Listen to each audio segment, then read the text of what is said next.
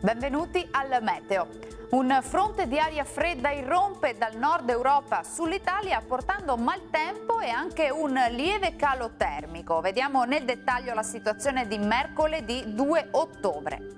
Sul Veneto avremo condizioni di tempo perturbato un po' dappertutto con piogge e temporali diffusi, come vediamo. Attenzione perché i fenomeni potranno essere anche forti e localmente accompagnati da colpi di vento e locali grandinate. Migliorerà ovunque entro la nottata.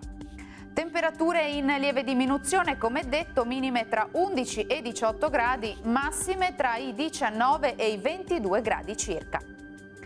E anche sul Friuli Venezia Giulia il tempo sarà spiccatamente instabile con piogge dappertutto, localmente anche intense, e non si escludono dei fenomeni anche forti. Temperature minime tra 13 e 18 gradi, massime tra 18 e 20 gradi circa.